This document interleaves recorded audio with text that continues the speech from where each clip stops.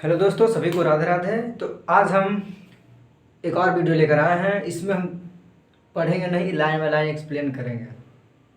आप लोग सिर्फ शांति से वीडियो देखिएगा, स्किप नहीं कीजिएगा। हम पूरा लाइन बाय लाइन पढ़ेंगे। कुछ स्टूडेंट कह रहे थे कि सर आप लाइन बाय लाइन क्यों पढ़ाते हैं, तो उनको बता देना चाहते हैं कि लाइन बाय लाइन हम इसलिए पढ़ाते हैं, ये नहीं कि लाइन बाय लाइन पढ़ाने में किसी को बोलते जैसे लाइन बाय लाइन पढ़ाते हैं तो हमको पढ़ने में उबिया जाते हैं। ये गलत बात है। आप इंटरेस्ट लेकर नहीं पढ़े, जब भी पढ़िए तो आप इंटरेस्ट लेकर पढ़िए। सोचिए आप अपना पढ़ाई के लिए टाइम नहीं निकाल सकते। अगर मूवी देखते हैं, अगर 4 घंटा का, मान लीजिए 3 घंटा का मूवी है, तो आप उसे 1 घंटा में नहीं देखते हैं। यानी जिस पर आपको टाइम नहीं देना है उसे फुल टाइम देकर उसको देखते हैं। लेकिन जब आपकी पढ़ाई की बात आती है तो उसे आप शॉर्ट करना सोचते हैं। बताइए कितना गलत बात ये है।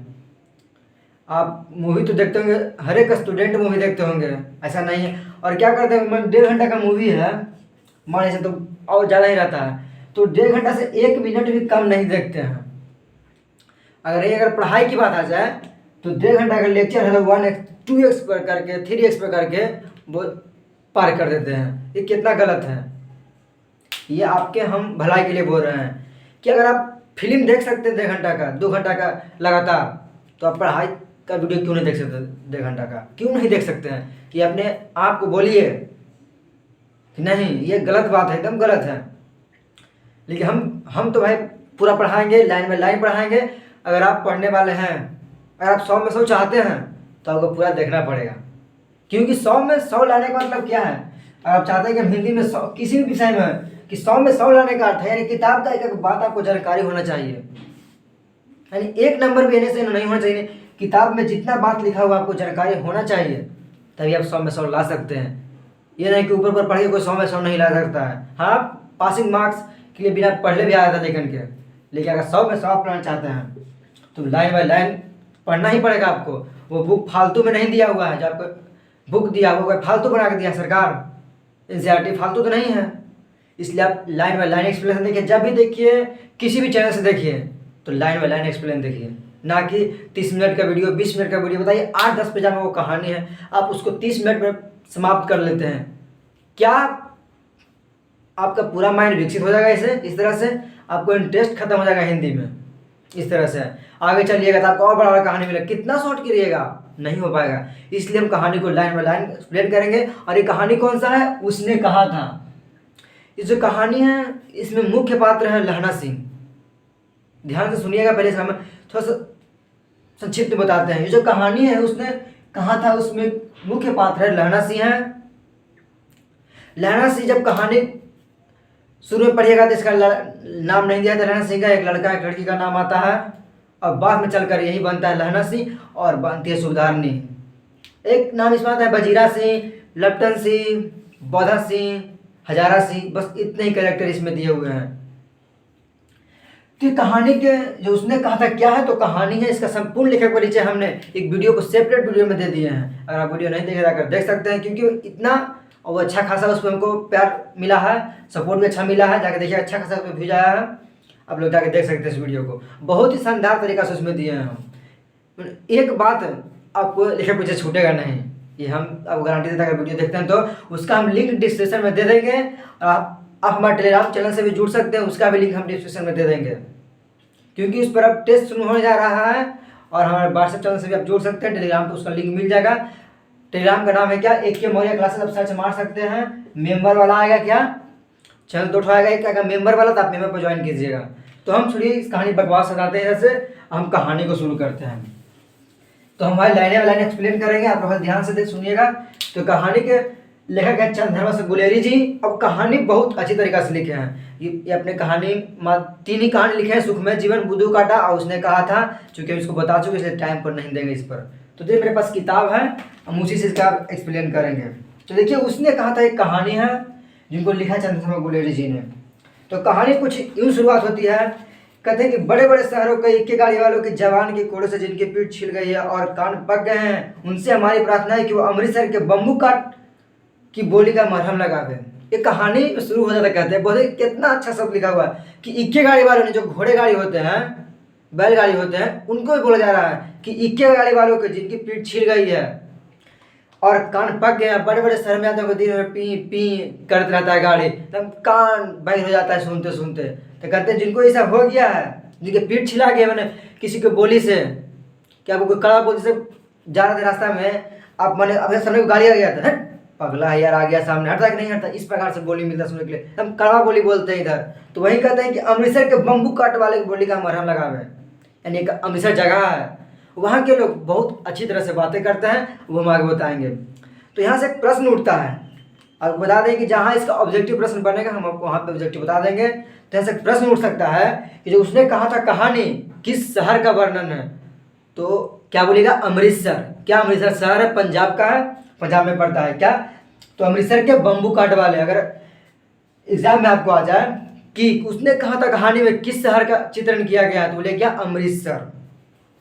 आगे चलिए, आगे कहते हैं कि जब बड़े बड़े शहरों के चौड़ी सड़कों पर घोड़े की पीठ की चाबुक से धूमते हुए इक्के वाले कभी घोड़े की नानी से अपना निकट संबंध स्थिर करते हैं, कभी रात चले पैदलों की आंखें के न होने पर तरस खाते हैं, कभी उनके पैरों की अंगुलियों के पोरों को चीत कर अपने ही कोई सताया हुआ बताते हैं, और संसार की भरी गलानी निराशा छोब अवतार बने नाक की सिर चले जाते हैं। तब अमृतसर में उनकी बिरादरी वाले तंग चकदार गलियों में हर एक लड्डे वाले के लिए ठहर कर सब्र का समुंदर उमड़ कर बचो खालसा जी, हटो भाई जी, ठहरना भाई जी, आने दो लाला जी, हटो बाछा करते हुए सफ़ेद खोटों पर खचरो बतको गन्ने और खोमचों को भरे वालों के जंगल में राह खेते।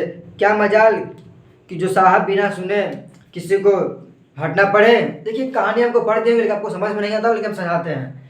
ये कहानी में कह रहे हैं कि जो आप इधर शहर में, अगर आपके आसपास शहर में है, तो जब उसमें किसी में जाम लगता हो या किसी के सामने का आप जैसे रास्ता में खड़ा हो, उसको गाड़ी आ रहा है और नहीं हटते हैं, तो बहुत तीखा आवाज़ से, बहुत कड़वा बोली से बोलते हैं। लेकिन वहीं अमृतसर के शहर में कहते हैं कि अगर आप किसी रास्ते में खड़ा तो बहुत प्यार से बोलते हैं, हटो खालसा जी, हटो प्यारी ये, हटो, इस तरह से करके बोलते हैं। यानी वहाँ का बोली इतना अच्छा है कि तो मिठास बोली है, तो बढ़िया से बोलते हैं, हटो खालसा जी, हटो लाला जी, बोलते हैं हटो ठहराना भाई, हटो लाला जी, हटो बाछा करते हुए एकदम बहुत प्रेम से बोलते हैं।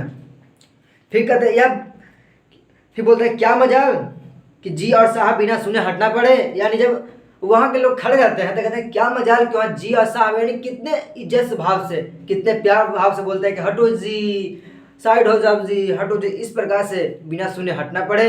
और इधर देखिए अगर आप नहीं हट रहे तो अंदर कहाँ है, हटता कि नहीं हटा दिया अंदर से, इस तरह से करने लगता है। यानी कितना डिफरेंस है। तो वहीं करेंगे, आइए अमृतसर में और हमारे बोली का मरहम लगाइए। आगे कहता है, यदि कोई बुढ़िया बार बार, यह बात नहीं उनकी जीभ चलती, कहता है कि यह बात नहीं है कि उनकी जीभ चलती नहीं है, मनो कहते हैं कि ऐसा बात नहीं है कि उनको बोलने नहीं आता है, लेकिन वह मीठी छुरी की तरह महीन करती है। क्या महीन मार करती है, कहते हैं मीठी छुरी की तरह, मैंने बढ़िया से बोलते हैं और महीन मार करते हैं, मीठा बात बोलते हैं। बोला कि वाह, यानी रास्ता में खड़े भी हैं, ऊपर से मीठा बोली भी सुन रहे हैं, क्या अलग अंदाज है। फिर कहते हैं यदि कोई बुढ़िया बार बार चेतावनी देने पर भी लीक से नहीं हटती, तो कोई बूढ़ी हो और बार बार भी चेतावनी देने से लीक पर हट रास्ता से नहीं हटती है, तो उनकी बचनावली क्या करती है। यदि कोई ये नमूने, मैंने उनको बोलने के लिए ये नमूने, हट जा जीने जोगिए, हट जा कर्मा वालिए, हट जा पूता प्यारिए, बच जा लंबी वालिए। समिष्ट का इसका अर्थ है कि तू जीने योग्य है। मैंने जो बूढ़ी नहीं हटी, तुमको क्या बोला गया, हट जा जीने जोगी है, यानी तुम जीने योग्य है। हट जा कर्मा वाली है, तू भाग्यशाली है। हट जा पूते प्यारी है, तुम्हारे पुत्रों की प्यारी, तुम्हारे पुत्र है उसका तुम प्यारी हो। हट जा अभी तेरी लंबी उम्र है, तो क्यों मेरे पैरों के नीचे आना चाहती है। इस तरह से बोलते हैं। कितना शहर देखिए कितना बढ़िया से बात करते हैं। एक इधर है, थोड़ा सा नहीं हटिएगा, हट है, रस्तिया पर खड़ा है, इस तरह से बात करते हैं, मैंने कड़वा बात बोलते हैं। लेकिन अमृतसर है कि आप नहीं भी हटिएगा तो आपको 10 बार चिल्लाएंगे, हटो खालसा जी, हटो लाला जी, हटो पूते प्यारी है, इस प्रकार से बोलते हैं। तो ये कहानी हुआ। फिर कहता कि ऐसे बम्बू काट वाले के बीच होकर एक लड़का और एक लड़की। अब देखिए कहानी का मोड़ आता है, यही कहानी समझिए, ये तो अमृतसर के बारे में हो गया। अब एक कहानी कहाँ से मोड़ आता है और यहीं से प्रश्न उठता है। कहता है कि ऐसे बम्बू काट के बीच में होकर एक लड़का और एक लड़की चौक की एक दुकान पर मिले। उसके बालों और इसके ढीले सूतने से जान पड़ता है कि दोनों सिख हैं। कहते हैं कि इसी बम्बू काटे के बीच में होकर एक लड़का और एक लड़की आके चौक पर मिलते हैं, कुछ अच्छा चौक की दुकान पर मिलते हैं। उसके बालों इसके ढीले सूतने से जान पड़ता है दोनों सिख हैं। जिसको बाल ढीले से पता लगता है कि दोनों सिख हैं। वैसे बाहर रहते हैं पंजाब के लोग, तो उनसे पता लगता है कि ये सिख है। वह अपने मामा के केस धोने के लिए दही लेने आया था। जो लड़का है वो मामा के केस धोने के लिए दही लेने आया था। लड़की जो रसोई के लिए बढ़िया लेने आई थी। क्या अगर आपसे एग्जाम में पूछा जाए कि लड़के दुकान में क्यों आया था, तो क्या बोलेगा कि मामा के केस धोने के लिए दही लेने आया था। क्या क्या लेना था, दुकान से दही लेने आया था। लड़की तो बढ़िया लेने आई थी। दुकानदार एक परदेसी से गूंथ रहा था। करा कि दुकानदार एक परदेसी से गूंथ रहा था। गूंथ रहा यानी सामान दे रहा था कुछ, वहां पे उनको जो दुकानदार है उसको कुछ दे रहा था। जो शेर भर गीले पापड़ों गड्डी को गिने बिना हटता नहीं, जो थोड़ा सा भी सामान को गिने बिना हटता नहीं था। उतने में लड़का लड़की तो दुकान में पहुंचती है। तो लड़का पूछता तेरा घर कहाँ है, तो लड़की बोलती है मगरे में। सुनिए ध्यान से, ये यहाँ से एग्जाम में पूछा था। कहता है लड़का पूछता है, क्या लड़का बोलता है कि तेरा घर कहाँ है, तेरा घर कहाँ है। तो लड़की बोलती है क्या मगरे में। क्या बोलती है, तो लड़की बोलती है क्या मगरे में है। नहीं, लड़की तो बोलती है क्या मगरे में। कहता है कि तेरा घर कहाँ है, मगरे में। तो लड़की पूछती है इधर से कि तेरा घर कहाँ। देखिए हम पूछे, आप सुन रहे हैं, हम किसी से पूछे कि तुम्हारा घर कहाँ है, तो बोली मगरे में। उसने भी हमसे पूछ दिया कि आपका घर कहाँ है, तो हम बोले कि मांझे में हमारा घर है। तो लड़की बोलते है क्या लड़की बोलती है कि तेरा घर कहाँ है, क्या तेरा कहाँ है, तेरा कहाँ है, तेरा घर कहाँ है। तो लड़का बोलता है कि मांझे में। अब एग्जाम में क्वेश्चन आ सकता है कि लड़की का घर कहाँ है, क्या लड़की का घर कहाँ है, तो क्या बोलेगा मगरे में। देखिए लड़का क्या पूछा कि तेरा घर कहाँ है, तो लड़की बोली क्या कि मगरे में, यानी मेरा घर। लड़की का घर कहाँ हुआ, मगरे में। ध्यान सुनिएगा, लिखा हुआ देखिए, हम जो बोल रहे हैं उसको ध्यान से दिए। लड़का पूछा लड़की से कि तेरा घर कहाँ है, तो लड़की बोलती है मगरे में। यानी एग्जाम में क्वेश्चन है कि लड़के का घर कहाँ है, तो क्या बोलेगा मगरे में है।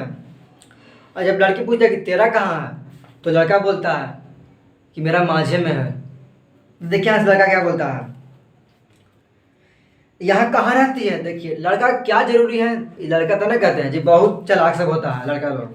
कहता है लड़का पूछता है यहाँ कहाँ रहती है, तो लड़की भी कम चालाक नहीं होती। देखिए तुरंत जवाब देती है कि अंतरसिंह के, क्या अंतरसिंह की बैठक में वे मेरे मामा है। अगर से पूछा क्वेश्चन कि लड़की का मामा का नाम क्या है, तो अंतरसिंह, यानी अंतरसिंह की बैठक में रहते हैं जो कि वो मेरे मामा हैं। तो लड़का फटाक से जवाब देता है कि मैं भी अपने मामा यहाँ की रहता हूँ। देखिए लड़का कितना उत्तेजित हो है उसके प्रति, मैंने यही होता है नजर का खेल। करे कि जब लड़का पूछा लड़की तेरा घर कहाँ है, तो लड़की बोलती है मगरे में। तो लड़की पूछा तेरा कहाँ है, तो लड़का बोला कि मांझे में। फिर पूछा लड़का कि यहाँ कहाँ रहती है, तो लड़की बोलती है अंतरसिंह के बैठक में वे मेरे मामा हैं। तो लड़का झट से रिप्लाई करता है कि मैं भी अपना मामा के रहता हूँ, उनका घर है गुरु बाजार में। क्या लड़का के मामा घर कहाँ है, गुरु बाजार में घर है। मतलब से क्वेश्चन है कि लड़का का घर मामा घर कहाँ है, तो बोलेगा गुरु बाजार में। ये इस पर इतना टाइम इसलिए दिए क्योंकि यहाँ से ऑब्जेक्टिव प्रश्न आता है, इसलिए हम इतना टाइम दे दिए। इसे फालतू हम टाइम नहीं देते हैं किसी पर। आगे देखिए, आगे कहता है इतने में दुकानदार निपटा और इनके सौदे देने लगा। इतने में दुकानदार जो उधर सामान दे रहा था किसी को दुकान में और दे रहा था, उतने उधर से निपट गया और इनको सामान देने लगा। सौदा लेकर दोनों साथ साथ चले, वहां से दोनों सौदा लिए और साथ साथ चले। आगे देखिए क्या होता है। दूर जाकर लड़के ने मुस्कुराकर पूछा। अब दूर दोनों गया, देखा कोई नहीं है इधर, आदमी में कोई नहीं है। तो लड़के ने मुस्कुराकर पूछा तेरी कुड़माई हो गई, क्या तेरी कुड़माई हो गई। इस पर लड़के का जवाब आया, सुनिएगा। इस पर लड़के कुछ आंखें चढ़ाकर जवाब दी। धत लड़की इस पर कुछ लड़की आंखें चढ़ाकर धत कहकर दौड़ गई। समझ सकते हैं आप धत का मतलब क्या हुआ। जैसे पूछे कि तेरी कुड़माई हो गई लड़की से, धत कहकर दौड़ गई। लड़का मुंह देखता रह गया। लड़का जो देखता रह गया, लड़का समझ गया कि मामला फिक्स है, समझ ही नहीं, ज़्यादा नहीं कुछ। फिर दूसरे तीसरे दिन सब्जी वाले यहाँ, दूध वाले यहाँ अचानक दोनों मिल जाते थे और महीनों भर यही हाल है। और हर बार जब लड़का मिलता, जब उसे चिढ़ाने के लिए यही पूछता कि तेरी कुड़माई हो गई, और हर बार की तरह उसे जवाब में यही आता था। क्या? हर बार के जवाब में उसे यही आता था।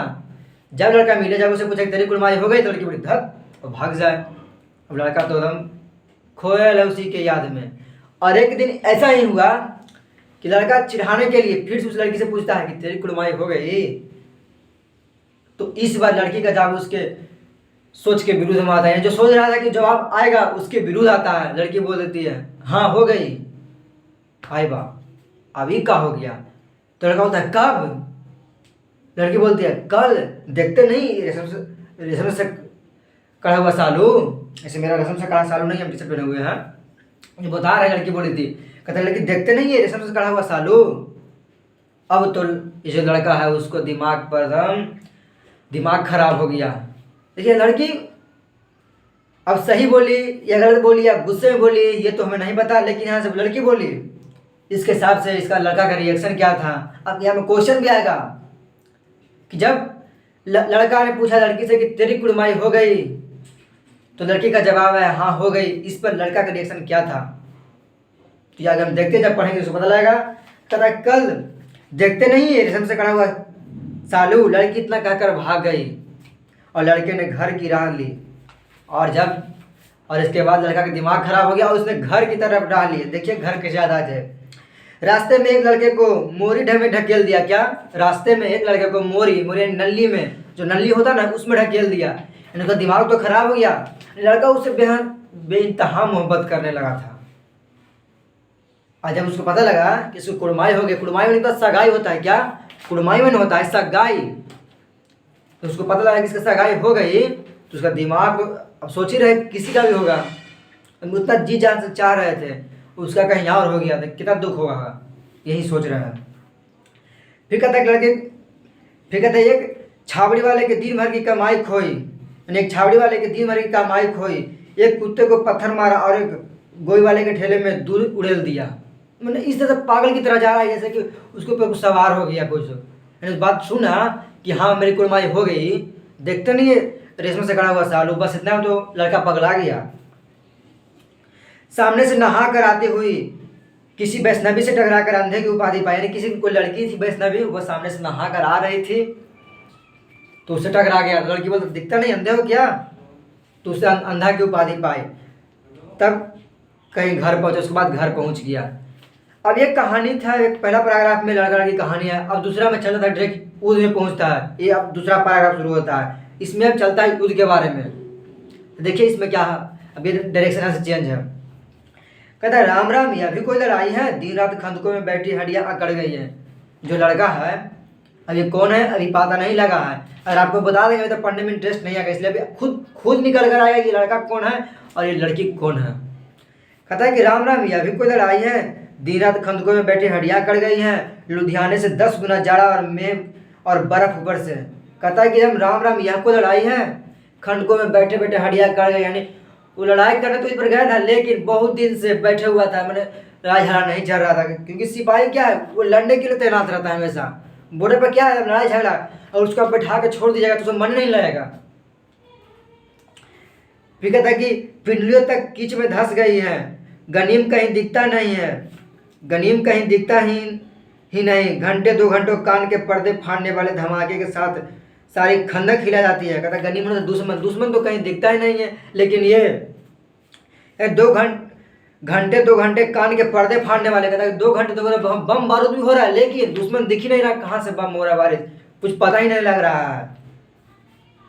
और 100 गज धरती उछल पड़ती है, 100 गज धरती में जो बम फूटता देखिएगा, जब बम फूटता तो 100 गज मिट्टी ऊपर उड़ जाता है। इस गैबी गोले से बचे तब कोई लड़े, और इस गैबी गोले से जब इस बम से कोई बचे तब तो लड़े। कहता नगर कोट का जलजला सुना था, मैंने जो आसपास का सब था एकदम सुना हो गया था, सुना था।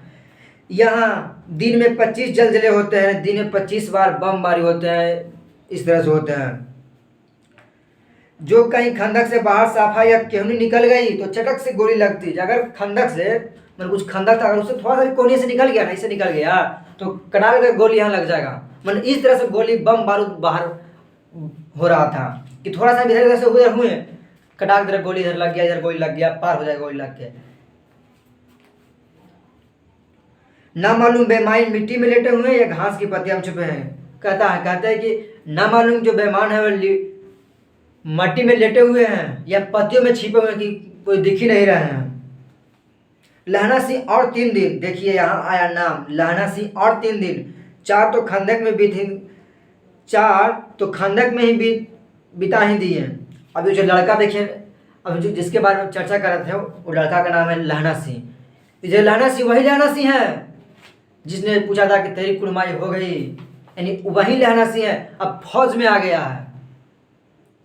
बताइए, अब यहाँ से डायरेक्ट यहाँ आ गया, बीच में तो बताया नहीं, उसका कहानी अब लास्ट में बताता है, देखिएगा। अब जो किताब उस हिसाब से आपको पढ़ा रहे हैं। कहता लहना सिंह और 3 दिन, 4 तो खंदक में ही बीत गए, परसों रिलीफ आ जाएगी और फिर 7 दिन की छुट्टी। लहना सिंह कहता है कि 3 दिन और 3 दिन है, 4 तो खंदक में ही बीत गए, परसों रिलीफ यानी परसों की छुट्टी मिल जाएगी और फिर 7 दिन की छुट्टी मिलेगी। अपने हाथों झटका रखेंगे, पेट भर कर सोए रहेंगे, पेट भर खाकर सोएंगे रहें। उसके बाद हम जाएंगे आराम से, खाए पिएंगे और सोएंगे, छुट्टी जब मिलेगी तो। उसी फिरंगी मेम के बाग में मखमल की सी हरी घास है और फल और दूध की वर्षा कर देती है। लाख कहते हैं दाम नहीं लेती, कहती है तुम राजा हो, मेरे मुल्क बचाने आया हो। कहता है कि वहीं फिरंगी मैम के यहाँ जाएंगे, मखमल सी हरी घास है और फल और दूध की वर्षा कर देती है। जो लहना सिंह ये है, उसको फिरंगी मैम उसको बहुत मानती थी लहना सिंह को, वो जब आता था उसको फल दूध सब खिलाती थी और बदले में 1 रुपया भी नहीं लेती थी। और फिरंगी मैम जो बोलते थे कि तुम तो राजा हो, मेरे देश के मुल्क की सेवा करते हो, मैं तुमसे पैसा क्यों लूंगी, इस तरह से बोलते थे। 4 दिन तक पलक नहीं झपकी, 4 दिन तक पलक नहीं झपकी, बिना फोरे घोड़ा बिगड़ता और बिना लड़े सिपाही। कहता बिना फेरे घोड़ा बिगड़ता है, बिना लड़े सिपाही। यानी जब आप घोड़ा को एक जगह बहान कर 4-5 दिन छोड़ दीजिएगा तो अपने अपने फिर नाचे लगेगा। उससे कहता कि सिपाही भी उसी तरह से है, यानी सिपाही को वहाँ लड़ने के लिए जाया था, लेकिन 4 दिन से पलक ही नहीं झपकी है, मतलब यूं का यूं बैठा हुआ है सिपाही सब। तो कहता कि बिना फेरे घोड़ा बिगड़ता हो, बिना लड़े सिपाही। मुझे तो संगीन चढ़ाकर मार्च का हुक्म मिल जाए तो 7 जर्मनी को अकेला मार कर न लौटूं तो मुझे दरबार साहब की दहलीज पर माथा टेकना नसीब न हो। लहना सिंह कहता है कि मुझे संगीन चढ़ाकर मार्च का हुक्म मिल जाए, अगर मुझे बंदूक चढ़ाकर हुक्म मिल जाए तो मैं अकेले जाकर 7 जर्मन को मार कर लौट जाऊं, अगर नहीं लौटूं तो उनको माथा टेकना भी नसीब ना हो। यानी लहना सिंह में इतना हिम्मत है, वो जाकर अकेले अगर खाली बंदूक चढ़ाकर उसको मिल जाए तो 7 जर्मन को मार कर लौटा है। पाजी कहीं के कलो के घोड़े संगीन देखते ही मुंह फाड़ देते हैं और पैर पकड़ने लगते हैं, यूं अंधेरे में 30-30 मन का गोला फेंकते हैं। उस दिन धावा किया था, 4 मील तक एक जर्मन नहीं छोड़ा था।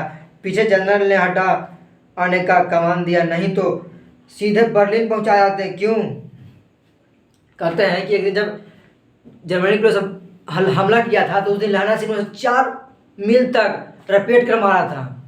अगर उस दिन जो इसका कमान नहीं रोकता तो उसे मार कर ही लहना सिंह लौटता। क्यों? सूबेदार हजारा सिंह मुस्कुराकर कहा, लड़ाई के मामले में जमींदार या नायक चलाए नहीं करते। कहा कि लड़ाई के मामले में जमींदार या चलाए नहीं करते हैं, बड़े अफसर दूर की सोचते हैं। जो बड़े अफसर हैं वो आगे की सोचते हैं कि आगे का लड़ाई होगा तो क्या होगा, इसका परिणाम क्या होगा, लड़ाई होगा तो क्या होगा इसके आगे। 300 मील का सामना है, एक तरफ बढ़ गए तो क्या होगा। कहता 300 मील का सामना, एक तरफ बढ़ गए तो क्या होगा, एक तरफ जाने से, एक तरफ से मार देता क्या होगा। सूबेदार जी सच है। सूबेदार जी कहते हैं कि सच है। लहना सिंह बोला पर करे क्या, हड्डियों में तो जाल धंस गया। कहता है लहना सिंह तो आखिर करे क्या, बैठे बैठे तो यहाँ हड्डी सब जम गया है, जाल सब धंस गया है। आगे देखिए, आगे सूर्य निकलता नहीं, खाए में दोनों तरफ से चंबे की बवालियां की सोते झड़ रहे हैं, एक धावा हो जाए तो गर्मी आ जाए। कहता कि सूर्य तो निकलता नहीं, दोनों तरफ से चंबे के वाले में सोते झड़ रहे हैं, बहुत ठंड पड़ रही है दोनों झड़िया में। अगर एक धावा आ जाता मज़ा आ जाता, हम गर्मी गर्मी हो जाता। जब ऐसा देखिए, जब भी कोई युद्ध होता है ना तो हम गर्मी, क्यों जब बम ब्लास्ट होगा, गोली बारूद चलेगा तो गर्मी तो पैदा होगा ही, और ऊपर से लड़ने का जो जुनून है और गर्मी पैदा करेगा। आदमी उठ सिगड़ी के कोले डाल, कहता है कि आदमी उठ सीढ़ी में होता है कि बोरसी, हाथ फंसा करता है। हाथ क्या पता हो कि बोरसी क्या होता है? आग सुखा के जिसको ठंडे में लोग आग तापते हैं उसको बोरसी कहते हैं। कहता है कि आदमी उठ सिगड़ी के कोले डाल, बजीरा तुम 4 जन बाल्टियों लेकर खाई का पानी बाहर फेंको। बजीरा को कहता है, बजीरा को बोला जाता है कि तुम 4 जन बाल्टियों लेकर पानी का खाड़ी का पानी बाहर फेंको। बोला मैं पाधा बन गया हूँ। कहता मैं तो पाधा ही बन गया हूँ। पाधा मैंने बूढ़ा बन गया हूँ। करो जर्मनी भाषा का तर्पण, कहता है करो जर्मनी भाषा का तर्पण। इस पर मानसाहीन शाम हो गई है, खाई के दरवाजे का पारा बदल दिया। कहता है महासिंह शाम हो गई, खाई के दरवाजे का पतला बदल दिया। करते हुए सूबेदार सारी खंदक में चक्कर लगाने लगे। इस सब जब सूबेदार जी, जो सूबेदार थे जितने भी यहाँ पे सैनिक थे, तो सबको मालिक होता सूबेदार था। वो सबको इतना ऑर्डर दिया कि तुम पानी कर लो, ही कर लो, तुम पहरा बदल दो। उसके बाद सूबेदार चक्कर लगाने लगे। बजीरा सिंह पलटन का विदूषक था। यहाँ से क्वेश्चन था कि बजीरा सिंह पलटन का विदूषक, क्या बजीरा सिंह पलटन का विदूषक था? किसका विदूषक? अगर क्वेश्चन में आए कि बिजूरा सिंह कौन था तो पलटन का विदूषक था, या है कि पलटन का विदूषक कौन था तो बजीरा सिंह था। मैंने क्वेश्चन बहुत इंपॉर्टेंट क्वेश्चन बता रहे हैं आपको। विदूषक में होता है जोकर, होता है जो हंसी हंसाने वाला, और जो पलटन सिंह था ना वो हंसाने वाला व्यक्ति था। बहुत हंसी मजाक कर रहा था सबसे, किसी को मन नहीं लग रहा तो वो हंसी मजाक। अच्छा एक आध वैसा रहना चाहिए व्यक्ति को, हंसी मजाक चले कि ज़िंदगी में क्या है। अगर आप मुस्कुराते ही नहीं हैं तो आपको ज़िंदगी जीने का क्या फ़ायदा? ज़िंदगी में मुस्कुराना बहुत ज़रूरी है। सब अपने हाथ में नहीं, लेकिन मुस्कुराना अपने ही हाथ में है। आप उदास होकर भी मुस्कुराइए, खुश रहिए तो भी मुस्कुराइए, क्योंकि दुनिया आपको उदासी नहीं देखना चाहती है, मुस्कुराना चाहती है। आगे देखिए, कहता बाल्टी में गंदा पानी लेकर खाई के बाहर फेंकता हुआ बोला मैं तो पाधा बन गया हूँ, करो जर्मनी की भाषा का तर्पण। इस पर सब खिलखिला पड़े और उदासी के बादल फट गए। इस जब पलटन बोला इस बात हंसने वाला तो सबके हंसे और बादल फट गया उदासी का।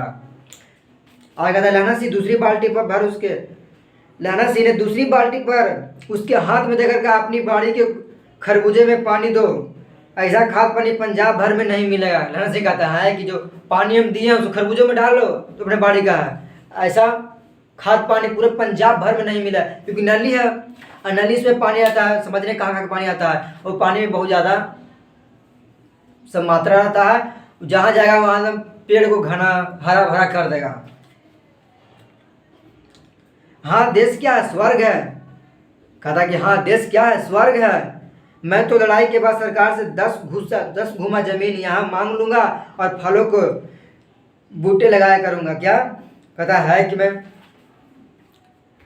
मैं सरकार से जब यहाँ से जाऊँगा सरकार से 10 उसे ज़मीन ले लूँगा और फले का बूटा लगाऊंगा, फले का पेड़ लगाऊंगा, और उसी को मैं जब बड़ा होगा तो उसको तोड़ के खाऊंगा। फिर कहता है कि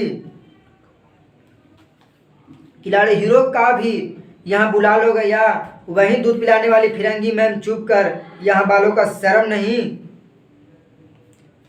कहता है कि वही दूध पिलाने वाली फिरंगी मैम चुप कर, यहाँ वालों को शर्म नहीं। देश देश की चाल है। आज तक मैं मुझे समझ न सका कि सिख तम्बाकू नहीं पीते, सिगरेट देने में हट करती है। जो फिरंगी मैम है वो सिगरेट देती थी, लेकिन उनको ये नहीं पता कि जो सिख है वो सिगरेट नहीं पीते हैं, और वह सिगरेट पीने का हट करती है, जिद करती है कि नहीं लो ओठों में लगाना चाहती है। और मैं जब पीछे हटो तो समझती है कि राजा बुरा मान गया, अब मेरे मुल्क के लिए लड़ेगा नहीं। जब लहना सिंह को फिरंगी मैम सिगरेट दे देती तब बढ़िया रे कि लो P low P low P low P low, तो लहना सिंह नहीं पीता तो कहता है, तो फिरंगी मैम बोलती है कि लगता है राजा बुरा मान गया, देश के लिए नहीं लड़ेगा। तो ऐसा बात नहीं है, बल्कि सिख नहीं पीते हैं ये सब तंबाकू सिगरेट। अच्छा अब बोधा सिंह कैसा है? अच्छा है, जैसे कि जानता ही ना हूँ रात भर तुम अपने दोस्तों को कंबल उससे उठाते और आप सिगड़ी के सहारे गुजर करते हो। देखिए अब यहाँ से प्रेम कहानी की शुरुआत होती है लहना सिंह की। कहता है कि मैं जानता ही ना हूँ कि रात भर तुम अपने दोनों कंबल उसे उड़ाते हो। जो मेरा लहना सिंह है, एक कौन था, लहना सिंह था क्या, एक था लहना सिंह, एक आने में बोधा सिंह आया। तो लहना सिंह, ये बोधा सिंह कौन है, ये आपको आगे बताइए कौन है, मजाक है। तो कहता है कि जैसे मैं जानता नहीं हूँ कि लहना तुम अपना कंबल दोनों कंबल ये बोधा का दे था, जो मेरा बोधा ही है, ये लहना सिंह दो जो इस कंबल ले था इसको उड़ा देता, लेकिन ये अपने ठंड में ठुक से सुरते रहता था, वैसे करता था। लेकिन बोधा सिंह को एकदम उड़ा के सुता के रखता था। उसके चेहरे पर आप पहरा दे आते हो, उसके पहरे पर मैंने इसके बदले, मैंने बोधा के बदले लहना सिंह पहरा दे आता है, उसको कोई डिस्टर्ब नहीं करता, सुतला ही रहे तो बोधा के नामों का ये बौधा बौद्धे नियत कामों होकर अपने मुख लकड़ी के तख्तों पर सुलाते हो और आप कीचड़ में पड़े रहते हो। कहता है कि अपने सूखे लकड़ी के तख्तों पर सुखाते हो। तो जो पौधा सिंह है उसको सूखे लकड़ी पर सुखाता है, लेकिन अपने क्या कीचड़ में सुलाते हो और अपने कीचड़ में पड़े रहते हो। कहीं तुम मांदे न पड़ जाना, जाड़ा क्या है, मौत है, निमोनिया से मरने वालों को मुरब्बे भी नहीं मिला करते। कहता है कि जाड़ा क्या है, मौत है, और निमोनिया से मरने वालों को मुरब्बे जमीन नहीं, सरकार जो इधर मरता है इसे हम ऐसे उसको सरकार जमीन नहीं दिया करती है। मैंने कुछ भी तुम आप किसी और गाने से मर गए तो सरकार को जमीन नहीं दिया करती है। मेरा डर मत करो, यहाँ से कहता है कि मेरा डर मत करो, मैं तो बुलेल की खंड के किनारे मरूंगा। यहाँ से कहता है कि मैं बुलेल की खंड के किनारे मरूंगा, भाई किरत सिंह की गोद में मेरा सिर होगा। यहाँ से मरने की अपना कल्पना करता कि मैं बुलेट की क्या है कि मैं बुलेल की खंड के किनारे मरूंगा, भाई किरत सिंह की गोद में मेरा सर होगा, मेरे हाथ लगाए हुए आंगन के आम के पेड़ में छाए होगी। यानी अपने लहना से अपने मरने की कल्पना करता है। वो कहता है कि मेरी मृत्यु बुलेल की खंड के किनारे होगी, भाई किरत सिंह की गोद में होगी और मेरे आंगन में आम लगाए हुए पेड़ के छाव में होगी। बजीरा सीने तौरी होगी। अब आता है तीसरा पैराग्राफ। दोपहर बीत गई, अंधेरा है, सन्नाटा हुआ है। बोधा सिंह खाली बिस्किटों के 3 टीनों पर अपने दोस्तों कंबल बिछाकर लहना सिंह के 2 कंबल एक बरान कोट ओढ़कर सो रहा है। लहना सिंह पर खड़ा हुआ है, एक आंख खाई के मुंह पर और एक बोधा सिंह के दुबले शरीर पर। बोधा सिंह कहारा कहता है कि दोपहर में रात अधिकांश रात हो गई थी, सन्नाटा भी छाया हुआ था। बोधा सिंह खाली जो बिस्किट वाला खाई टीना था उस पर सोया हुआ था और अपने दोनों कंबल बिछाकर लहना सिंह 2 कंबल और एक बरन पर ओढ़कर सो रहा है।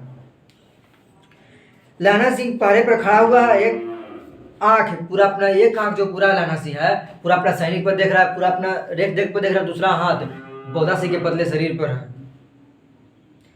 बोधा सिंह कहारता है, बहुत ऐसे कहारता है।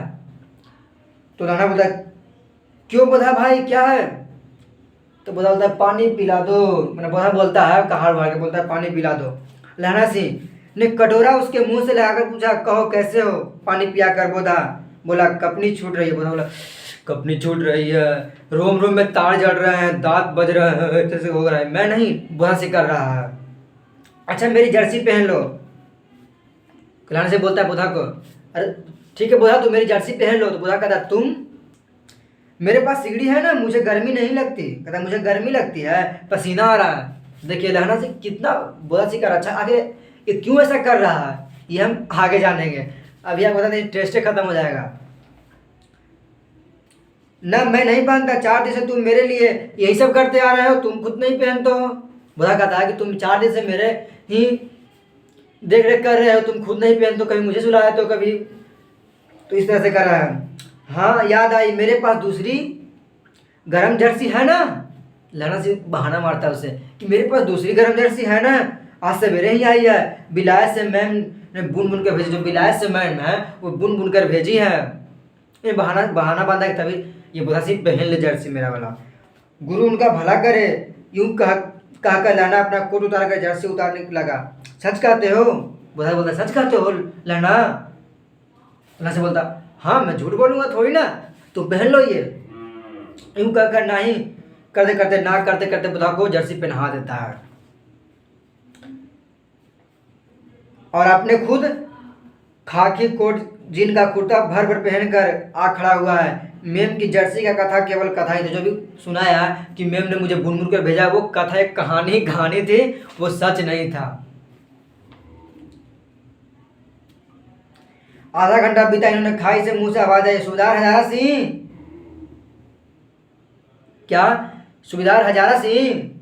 कौन? लेफ्टिनेंट साहब, हुकुम हुजूर, कहकर सूबेदार तनक फौजी सलाम करके सामने हुआ। देखो इसी दम धाव करना होगा। मील भरी दूरी पर पूरब के कोने में एक जर्मन खाई, उसके 50 ज्यादा जर्मन नहीं है। इन पेड़ों के नीचे 2 खेत काट कर रास्ता है, 3-4 घुमाव है, जहाँ मोड़ वहाँ 15 जवान खड़े आया हूँ। यहाँ तुम 10 आदमी छोड़कर सबको साथ ले जा और खंदक छीनकर वहीं जब तक दूसरा हुक्म ना मिले डटे रहो। हम यहाँ रहेंगे, जो हुक्म। देखिए ये कौन है? सूबेदार हजारा सिंह। जो हमारा सूबेदार हजारा सिंह है, उसी का बेटा कौन? लहना सिंह, सॉरी, उसी का बेटा का नाम है बोधा सिंह। क्या? जो हजारा सिंह है, कौन? हजारा सिंह। सूबेदार हजारा सिंह का बेटा कौन है? लहना सिंह। आप समझाते हैं कौन कौन है? जो क्या? लहना सिंह है। और इसकी जो पत्नी है, इसका पत्नी का बोला गया सूबेदार ने, क्या? सूबेदारनी। और ये वही सूबेदारनी है जो ये लड़की है, जो ये लड़का था, जो लड़की से बोली तेरी कुड़माई हो गई, ये वही सूबेदारनी है। और उसका ये पति है और इसका ये बेटा है। कह सकते हैं जो लहना सिंह क्या हुआ, तो ये लड़की का प्रेमी था। ये लड़की का, लहना का सूबेदारनी कौन है? तो लड़का जो लहना सिंह उसका प्रेमी था सूबेदारनी। इसलिए बोधा सिंह का इतना देखभाल कर रहा था लहना सिंह, क्योंकि सूबेदारनी ने कुछ कहा था, वो हम आगे देखेंगे। और इसी के नाम पर इसका शीर्षक रखाया गया, उसने कहा था। वो कहानी की में लास्ट में लहना सिंह बताता है कि सूबेदारनी ने लहना सिंह से क्या कहा था। तो क्या हुआ कि बोधा सिंह किसका बेटा है? सूबेदार हजारा सिंह का, जिसकी पत्नी का नाम क्या है? सूबेदारनी। उसका नाम नहीं, लेकिन सूबेदारनी से दिया गया है। देखिए आधा घंटा बीता, इतने में खाए मुंह से आवाज, सूबेदार हजारा सिंह। तो लेफ्टिनेंट साहब बोलते हैं, कौन? लेफ्टिनेंट साहब। मैं लेफ्टिनेंट साहब पुकारते हैं उधर से कि सूबेदार हजारा सिंह। तो सूबेदार हजारा सिंह बोलते हैं, हाँ लेफ्टिनेंट साहब। कहकर सूबेदार तनक फौजी सलाम करके सामने हुआ। देखो इसी दम धावा करना होगा। जो लेफ्टिनेंट सिंह बोलते हैं कि देखो इसी दम धावा करना होगा। मील भर की दूरी पर पूरब के कोने में एक जर्मन खाई है। कहता है मील भर की दूरी पर पूरब के कोने में एक जर्मन खाई है, उसमें 50 से ज़्यादा जर्मन नहीं है। कहता उससे ज़्यादा जर्मन नहीं। इन पेड़ों के नीचे से 2 खेत काट कर रास्ता है। कहता इनके पेड़ के नीचे 2 खेत काट कर रास्ता है, 3-4 घुमाव है, जहाँ मोड़ और वहाँ 15 जवान खड़े कर आया हूँ। लेफ्टिनेंट सिंह बोलता है कि वहाँ 15 जवान मैं खड़ा करके आया हूँ, जो तुम सबको यहाँ 8-10 को छोड़कर सभी को वहाँ ले जाओ तुम। तो वहाँ सब ले आता है। चुपचाप सब तैयार होके जाने के लिए। बोधा भी कंबल उतारने चलने लगा। तब लहना सिंह उसे रोका। लहना सिंह आगे हुआ तो बोधा का बाप सूबेदार ने उंगली से बोधा को ओर से इशारा किया। लहना सिंह समझकर चुप हो गया। पीछे 10 आदमी कौन रहे, इस पर बड़ी हुज्जत हुई। यानी यहाँ 10 आदमी कौन रहे? सब युद्ध के लिए जाना ही चाहता था कि हम जाएंगे युद्ध में, हम जाएंगे। यहाँ रहने को तो तैयार नहीं था, क्योंकि यहाँ कोई हो ही नहीं रहा था युद्ध। लेकिन मेन युद्ध यही था, वो आगे देखते हैं। मैंने सब बहुत हल्ला हो चुका कि हम जाएंगे, लेकिन यहाँ कोई आमदी रहा और वहाँ कुछ गया। कोई रहना ही नहीं चाहता था। समझा बुझाकर सूबेदार ने मार्च किया। लेफ्टिनेंट साहब लहना की सिगड़ी के पास मुंह फेर कर खड़े हो गए और जेब से सिगरेट निकालकर सुलगाने लगे। 10 मिनट के बाद उन्होंने लहना की ओर हाथ बढ़ाकर कहा, लो तुम भी पियो। आंख मारते मारते लहना सब समझ गया कि मुंह का भाव छिपाकर बोला, लाओ साहब। हाथ आए करते उसने सिगड़ी के उजाले में साहब का मुंह देखा, बाल देखे और उनके साथ माथा ठनका। लेफ्टिनेंट साहब के पट्टी वालों बाल एक दिन में कहाँ उड़ गए? उनकी जगह कैदियों से कटे हुए बाल आ गए। देखिए ये जो लेफ्टिनेंट साहब आए हैं, तो ये बोल रहे कि वजीरा सिंह। तो लेफ्टिनेंट, हाँ लेफ्टिनेंट साहब। तो लेफ्टिनेंट साहब सबको तो भेज दिया उधर, मात्र 10 सैनिक रोका। तो लहना सिंह को इन्होंने, जो लेफ्टिनेंट साहब है, सिगरेट निकाले, वो पीने लगे, सिगरेट निकाल के पीने लगे। तो लहना सिंह को क्या हुआ 10 मिनट के बाद लहना सिंह को भी दिया कि लो लाना सिगरेट, लो सिगरेट पियो। तो लहना सिंह सोच रहा है, तो वो लहना सिंह मुँह छुपा कर हाथ आगे बढ़ाया, तो उन्होंने देखा कि इसका बाल जितना था चोटी वाला सब बाल इसका उड़ गया, और ये बाल आगे है कैदी वाला सा बाल आयल है। शायद साहब शराब पिए, कहता है कि लहना सोचा कि शायद साहब शराब पिए हुए हैं और उन्हें बाल काटने का मौका मिल गया। लहना सोचता कि शायद साहब लपटन साहब शराब पिए हों और उनके बाल काटने का मौका मिल गया है। लहना सिंह जांचना चाहा कि सही लेफ्टिनेंट सिंह नहीं कि यार कोई और है। लहना सिंह को शक हो गया, इस आदमी पर जो लेफ्टिनेंट आया था उसके ऊपर शक हो गया कि लेफ्टिनेंट नहीं कि और कोई है।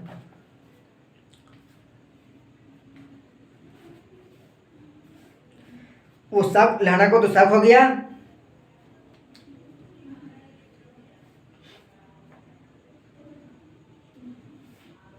शायद शराब पिए हुए और उनके बाल काटने का मौका मिल गया। लहना सिंह को डसना चाहा। लेफ्टिनेंट साहब 5 वर्ष उनकी रेजिमेंट में थे। लहना साहब 5 वर्ष से, जो लहना है वो 5 वर्ष से लेफ्टिनेंट के साथ था। लहना जो 5 वर्ष लेफ्टिनेंट के साथ ही रह रहा था। क्यों साहब हम लोग हिंदुस्तान कब जाएंगे लड़ाई खत्म होने पर? क्यों, क्या ये देश पसंद नहीं है? लहना सिंह बोलता है लेफ्टिनेंट से, क्यों हम लोग हिंदुस्तान कब जाएंगे? तो कहता है क्यों, यह देश पसंद नहीं है?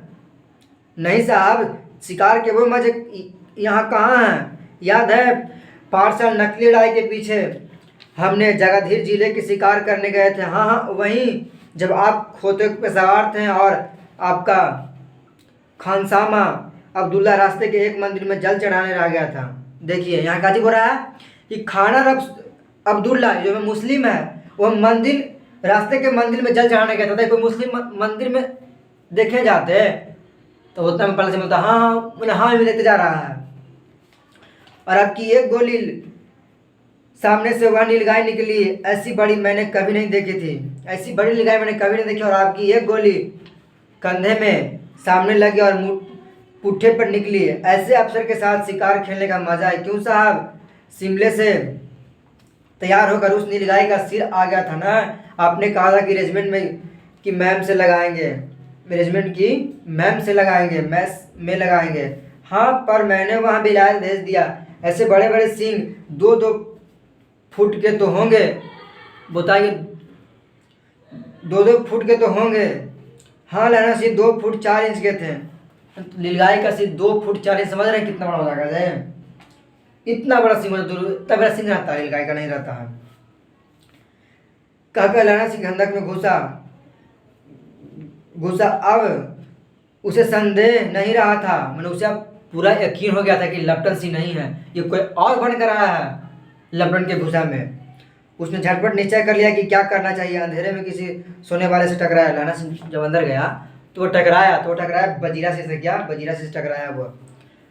हाँ क्यों लहना, क्या काम है? मजा जरा तो आँख लगने दी जाती। बजीरा से बोल रहा है, क्या हुआ लहना, अभी तो आँख लग रही थी, तुम क्यों उठा दिए? तो लहना सिंह बोलता है, अरे होश में आओ क़यामत आई है। लहना बोलता है, अरे होश में आओ क़यामत आई है। और लेफ्टिनेंट साहब की वर्दी पहन कर आई है। और कहता है कि लेफ्टिनेंट साहब की वर्दी पहन कर क़यामत आई है क्या? बजीरा बोलता है क्या? तो लेफ्टिनेंट साहब या तो मारे गए हैं या कैद हो गए। उनकी वर्दी पहनकर कोई जर्मन आया है। सुधार ने इनका मुंह नहीं देखा। जो बजीरा सिंह है वो बोलता है कि सुधार ने इसका मुंह नहीं देखा। जब सुधार को पुकारा लेफ्टिनेंट सिंह की बजीरा सिंह, हजारा सिंह, तो उन्होंने मुंह नहीं देखा। मैंने देखा और बातें की। सौरा साफ उर्दू बोलता, कहता है सौरा साफ उर्दू बोलता है। सौरा एक गाली का है जिसको ससुरा बोलते हैं। खान सर बड़ी हमारे खान सर है बहुत बोलते हैं ससुरा, तो वही गाली है क्या, ससुरा। साफ उर्दू बोलता है पर किताबी उर्दू। और मुझे पीने को सिगरेट दिया। और यहाँ से कहता है मुझे पीने को सिगरेट, जबकि पता होना चाहिए कि सिगरेट नहीं पीते हैं। अब मारे गए, धोखा है। अब यहाँ से कहता है अब तो मारे गए, अब धोखा है। सूबेदार कीचड़ के चक्कर काटते फिरेंगे, यहाँ खाई के धावा होगा, उधर उन पर खुले में धावा। कहता है कि सूबेदार कीचड़ में चक्कर काटते फिरेंगे और यहाँ खाई पर धावा होगा। जो सूबेदार साहब है उनको मैंने भेज दिया इसी कि जाइए, मैं वहाँ 10 सैनिक खड़ा कर दिया, जो कि वह जर्मनी का सैनिक था। वह झूठ बोल दिया और सुबह सैनिक लेकर चल गया। वो कीचड़ में जंगल काट रहा है, इधर धावा बोलेगा, उधर खुले में धावा बोलेगा। दोनों तरह सैनिक था आधा इधर बट गया आधा उधर बट गया तो पड़ गया कम का। अब दोनों से जर्मन आएगा था बोल देगा। तो वही कहा था लहना सिंह। कहता कि उठो एक काम करो, पलटन के पैरों के निशान देखते देखते दौड़े जाओ, अभी बहुत दूर नहीं गए होंगे। सूबेदार से कहो कि एकदम लौट आए, खंदक की बात झूठ है, चले जाओ, खंदक के पीछे से निकल जाओ, पता पता तक न खड़के, देर मत करो, हुक्म तो है, हुक्म तो यह है कि यहीं रहूं। वजीरा बोलता है कि हुक्म तो है कि यहीं रहूं। तो लहना गुस्सा बोलता है हुक्म का इसी के तहसी, मैं जो करो अभी वो कहो, मैं अभी यहाँ का सीनियर हूँ, यहाँ कोई नहीं इसलिए मैं सीनियर हूँ, जो मैं ऑर्डर देता हूँ तुम वही करो। लहना गुस्सा कर बोलता है उसका हुक्म है, मैं लेफ्टिनेंट साहब की खबर लेता हूँ, पर यहाँ तो तुम 8 ही हो। लहना बोलता है 8 नहीं 10 लाख है। लहना बोलता है 8 नहीं 10 लाख है, एक एक अकालिया सिख 1.25 लाख के बराबर होता है। लहना से बोलता है कि एक एक अकालिया सिख 1.25 लाख के बराबर होता है, चले जाओ। लौटकर खाई के मुहाने पर लहना सिंह दीवार से चिपक गया और उसने देखा कि लेफ्टिनेंट साहब जेब से कुछ बेल के बराबर 3 गोले निकालते हैं। लेफ्टिनेंट साहब जो आया था जर्मनी के भेष में, वो अपने जेब से कुछ 3 बेल के निकालते, वो बम था, वो बम के ऊपर समझे बम में वो था। तीनों को जगह जगह खंदक की दीवारों में घुसेड़ दिया और तीनों को एक तार से बांध दिया। और तीनों को जब यहाँ करके वो दीवारों में घुसेड़ दिया और तीनों में तार बांध दिया। तार के आगे सूत को एक गुत्थी थी जिसे सिगड़ी के पास रखा की तरफ करके दिया सलाई जलाकर गुत्थी पर रखने वाला था। कहता है कि जो सिगड़ी होता है सिगड़ी में क्या होता है, बोरसी होता है, तीनों को लाइन से सजा दिया और तार का जो सिरा था वो बोरसी मैंने सिगड़ी के पास ले गया। और जैसे दिया सलाई बारने वाला था उधर से लहना सिंह आया, अब बंदूक को उल्टा करके उसके मारा केहूनी पर, मतलब मारा, वो धड़ाम दे उसके से हाथ से छूटा दिया सलाई और नीचे गिर गया। कौन? लेफ्टिनेंट नीचे गिरा, लेफ्टिनेंट साहब नीचे गिर गए। कोई लेफ्टिनेंट साहब थे, जर्मनी के लेफ्टिनेंट साहब थे, क्योंकि जो भेष बदल कर आया था। लहना सिंह तीनों को लोग बिनकर खंदक के बाहर फेंका और साहब के घसीट कर सीढ़ी के पास लिटाया। जेबों की तलाशी ली, 3-4 लिफाफे और एक डायरी निकाल कर उन्हें अपनी जेब के हवाले किया। कथा जो लेफ्टिनेंट सिंह को मारा बंदूकिया से, लहना सिंह देखिए कितना इसमें बहादुर था, वो अकेले उसको मारा, नीचे गिरा, उसके पॉकेट में से कुछ निकाला और अपने जेब में रख लिया। साहब की मुँह छाटी तो लहना सिंह हंसकर बोला क्यों लेफ्टिनेंट साहब? जब लेफ्टिनेंट जर्मनी को जो लेफ्टिनेंट था उसको जब लहना मारा तो वो बेहोश हो गया। जब उसका मुँह से बेहोश खत्म हुआ तो हजारा सिंह बोलता है, सॉरी लहना सिंह बोलता है क्यों लेफ्टिनेंट साहब मिजाज कैसा है?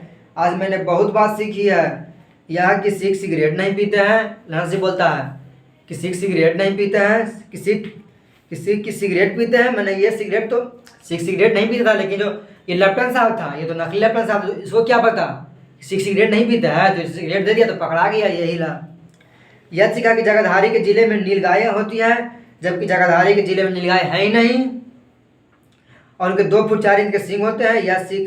यह भी सीखा कि मुसलमान खानसुमा मूर्तियों पर जल चढ़ाते हैं और मुसलमान जो मूर्तियों पर जल चढ़ाते हैं और लेफ्टिनेंट साहब खोते पर चढ़ते हैं और लेफ्टिनेंट साहब खोते पर चढ़ते हैं। मैंने ये सब वो झूठ बोल रहा था ताकि पता लगे कि हाँ ये लेफ्टिनेंट साहब हैं या कोई उसका बहरूपिया आ गया बनकर। पर यहाँ तो कहो ऐसी साफ उर्दू कहाँ से सीख आए? हमारे लेफ्टिनेंट साहब तो बिना डैम 5 लफ्ज उर्दू भी नहीं बोलते हैं, तो बिना घबराए लेफ्टिनेंट साहब 5 उर्दू भी नहीं बोलते हैं।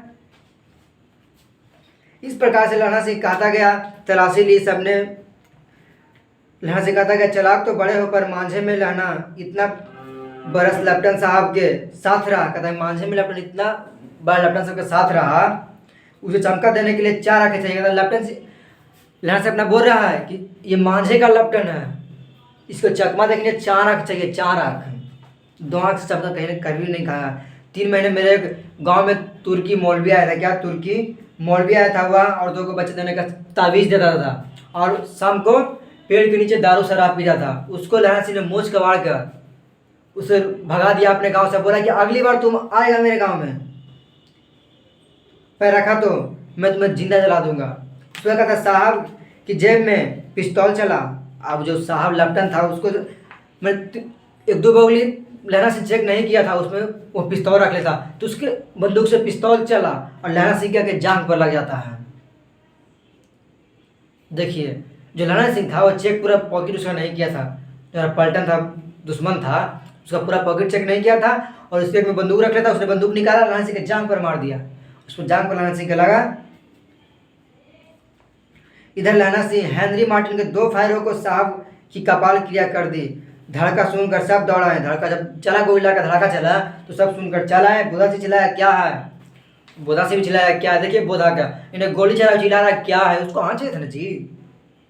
लहना सिंह ने उसे यह कहकर सुला दिया कि एक हड़का हुआ कुत्ता आया था, मैंने उसे मार डाला। कहता है लहना सिंह, क्योंकि हड़का हुआ कुत्ता, बदमाश कुत्ता था, उसने मार दिया। यानी बोधा को नहीं बता रहा है कि क्या यहाँ चल रहा है, बाकी सबको बता दिया यहाँ कि ऐसा सब बात है, लेकिन बोधा सिंह को नहीं बताया है।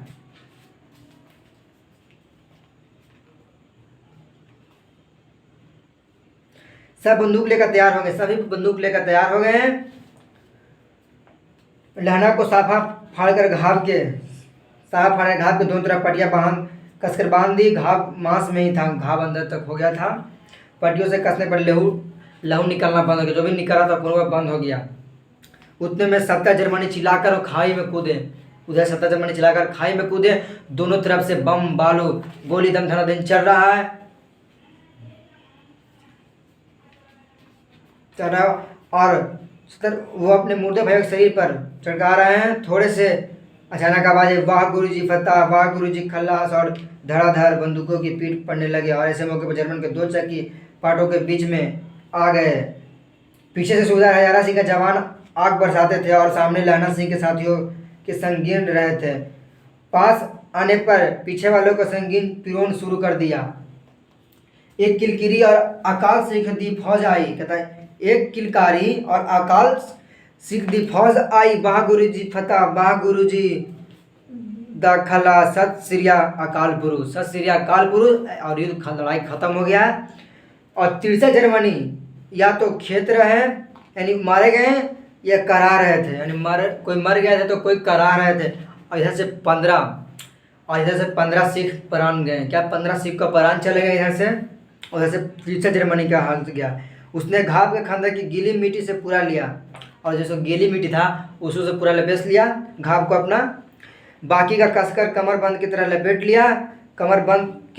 लिया। किसी को खबर ना हुई कि लहना का दूसरा घाव भारी घाव है लगा। लहना से चुप से ले अपने दूसरे घाव को पूरा मट्टी से लपेट लिया। किसी को बताया नहीं कि वह दूसरे घाव को भी घाव है। लड़ाई के समय चांद निकल आया था, ऐसा चांद जिसके प्रकाश से संस्कृत कवियों का दिया हुआ छय नाम सार्थक होता। और हवा ऐसी चल रही थी जैसे कि बाण भट्ट की भाषा में दंत बिनो प्रदेशाचार्य कहलाती है। वजीरा सिंह कह रहा था कि कैसे मन भर फ्रांस की भूमि मेरे बूटों से चिपक रही थी। कहता है कैसे मेरे मन भर की फ्रांस, यानी एकदम मन भर की मिट्टी, ढेर मनी मिट्टी उसके पैरों जूतों में चिपक रही थी। जब मैं दौड़ा सूबेदार के पीछे गया था, सूबेदार लहना सिंह से सारा हाल सुना और कागजात पाकर उसे तुरंत बुद्धि सहार रहे थे और कह रहे थे कि अगर तू लहना सिंह आज नहीं होता तो ना जाने आज क्या होता। सब मारे जाते आज, अगर लहना सिंह नहीं रहता तो सब के सब मारे जाते हैं। इस लड़ाई की आवाज़ में 3 मील दाहिनी और खाई वाले ने सुन ली थी। उन्होंने पीछे से टेलीफोन कर दिया था और वहाँ झटपट से 2 डॉक्टर एम्बुलेंस लेकर आने ही वाले थे। 1-1.5 घंटा के करीब में एम्बुलेंस लेकर आ गए हैं। तो पट्टी कथा कि इसलिए सुबह होते होते वहाँ पहुँच जाएंगे, इसलिए कोई मामूली पट्टी बांध कर गाड़ी में घायल लिटाए गए और दूसरी में लाशें रखी गई। 2 एम्बुलेंस था। सूबेदार ने लहना सिंह की जांच की पट्टी बंधवानी चाहिए, पर उसने यह कहकर टाल दिया कि छोटा सा घाव क्या होगा। देखिए सूबेदार था, हजारा सिंह था, वो उसको बहाने लगे कहा, लेकिन लपन बोल दिया कि है छोटा सा घाव क्या होगा, सुबह होगा जो देखा जाएगा, सवेरे देखा जाएगा। बोधा सिंह ज्वार में बरा रहा था, वह गाड़ी में लिटाया गया।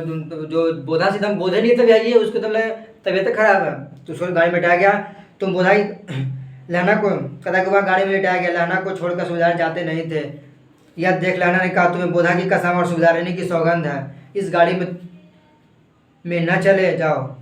कहता है देखिए जो बोधा सिंह गाड़ी में तो लाया गया, और जो हजारा सिंह था सूबेदार हजारा सिंह वो लहना सिंह के पास ही था और वो नहीं जा रहा था। तो लहना सिंह ने कहा कि तुम्हें बोधा की कसम और सूबेदारनी की कसम, क्योंकि जो सूबेदारनी थी लहना सिंह की प्रेमिका थी और वही बोधा सिंह की माँ थी, और सूबेदार हजारा सिंह का पत्नी थी कौन, सूबेदारनी, और सूबेदारनी का प्रेमिका कौन था, लहना सिंह। देखिए यही खेला चल रहा था यहाँ पे। मृत्यु के कुछ समय पहले, इसलिए तो लहना सिंह ने पूरा बोधा के रक्षा सुरक्षा कर रहा था। कहता है कि सौगंध है तुम गाड़ी में चले जाओ और तुम मेरे लिए वहां पहुंचे गाड़ी भेज देना, और जर्मन मुर्दों के लिए भी तो गाड़ियां आती होगी, मेरा हाल बुरा नहीं है, देखते नहीं मैं खड़ा हूँ, वजीरा सिंह मेरे पास है। लंच बोलता देखते नहीं मैं बहुत ठीक ठाक हूँ, मैं खड़ा हूँ, वजीरा मेरे पास है, जाओ तुम। अच्छा पर बोधा गाड़ी पर लेट गया, भला आप भी चढ़ जाओ, सुनिए तो सुधारनी हीरो का चिट्ठी लिखो तो मेरा माथा टेकना लिख देना। कहता है बोधा बोधा बोधा गाड़ी में लेट गया, भला आप भी चढ़ जाओ, सुनिए तो लहना सिंह बोलता है सुबेदार को, सुनिए तो सुधारनी हीरो की चिट्ठी लिखो तो मेरा मत्था टेकना लिख देना। सुधारनी को बोलने, सुबेदार बोलता है सुधारनी को बोलने के लिए, लहना सिंह बोलता है कि सुधारनी को मेरा मत्था टेकना लिख देना, और जब घर जाओ तो कह देना कि मुझसे जो उन्होंने कहा था मैंने वो कर दिया। यानी जो ये सुधारनी है लहना सिंह से कही थी, अब क्या कही थी सुधारनी लहना सिंह से ये तो हमें भी नहीं पता है, वो आगे खुद लहना सिंह बताएगा। और कहा कि जो उसने कहा था मैंने वो कर दिया, और उसने कर दिया था। वो क्या कहा था, उसने क्या कहा था, अब आप गाड़ी पर चढ़ जाओ, मैंने जो कहा वह लिख देना, और कह भी देना कि गाड़ी जाते ही लहना लेट गया, वजीरा पानी पिला दे और मेरा कमर बंद खोल दे, दर्द हो रहा था, करा है कि आप बोलिएगा वहाँ, और कह देना कि चिट्ठी देते ही वह लहना लेट गया, और बोलता है कि वजीरा पानी पिला, बहुत दर्द कमर दर्द हो रहा है, इसको खोल दे रस्सी को। मृत्यु के कुछ समय पहले स्मृति बहुत साफ हो जाता है। मृत्यु देखिए जब भी इंसान का मृत्यु होता है तो उसे जितने भी कर्म किए हों या अच्छा हो या बुरा सब याद आने लगते हैं। तो वह कहता है कि मृत्यु के कुछ समय स्मृति वो साफ हो, जन्म से भरे घटनाएं एक दूसरे का सामने आती है, सारे दृश्य रंग साफ होते हैं और समय की धुंध बिल्कुल उन पर डट जाती है। लहना सिंह 12 वर्ष का है। अब देखिए बोलता है, अब बता था कि लहना सिंह कितना था, जो लड़का है वो 12 वर्ष का था। अगर एग्जाम में पूछा जाए कि जो लड़का का उम्र कितना था 12 वर्ष है, लहना की उम्र 12 वर्ष था, यहाँ जाकर उम्र बताया। और लड़की का उम्र बोले तो 8 साल। क्या लड़का का उम्र 12 साल, लड़की का उम्र 12 साल। लड़की कौन है, सुबेदारनी है, लड़का कौन है, लहना सिंह है। दही वालों के यहाँ, सब्जी वालों के यहाँ कहीं कहीं उसे 8 वर्ष की लड़की मिल जाती है। जब वह पूछता कि तेरी कुलमाई हो गई, तब धद कर भाई आती है। एक दिन उसने वैसे ही पूछा तो उसने कहा कि हाँ कल हो गई। देखते ही नशे से कड़ा गालू लहना सिंह को बहुत दुख हुआ, क्रोध हुआ। 25 वर्ष बीत गए, वहाँ से वजीरा सिंह पानी, फिर बोलता वजीरा सिंह पानी पिला दो। सोच रहा है अपने मन में, ये सब बात उसको आ रहा है लहना सिंह के मन में। फिर बोलता वजीरा सिंह पानी पिला दो, फिर उसको पानी मांगता है। 25 वर्ष के बाद अब लहना सिंह नंबर 77 राइफल्स के जिम्मेदार हो गया। अगर आप क्या करा कि 25 वर्ष बाद, क्या 25 वर्ष बाद बोलता है कि 25 वर्ष बाद अब लहना सिंह नंबर 77, क्या नंबर 77 राइफल्स, नंबर 77 राइफल्स का जमींदार हो गया। क्या जमींदार हो गया। यानी अगर आपसे पूछे कि लहना सिंह का राइफल का नंबर कितना, 77 था, क्या 77 नंबर राइफल, क्या 77 नंबर। आप ध्यान रखिएगा कि लहना सिंह का राइफल नंबर कितना, 77 था, 77 नंबर राइफल था। क्या 77 नंबर राइफल था लहना सिंह का। उस 8 वर्ष की कन्या का ध्यान ही नहीं रहा, कदम उठा 8 वर्ष की कन्या का ध्यान ही नहीं रहा, क्योंकि लड़ाई में इतना ही बीजों की काट से कन्या का ध्यान ही रहा। न मालूम कब मिली थी और या नहीं, मालूम ही नहीं कि मिली थी या नहीं। 7 दिन तक छुट्टी लेकर जमीन के मुकदमे की पैरवी करने वह अपने घर गया तो वह रेजिमेंट के अफसर की चिट्ठी मिली। तो फौज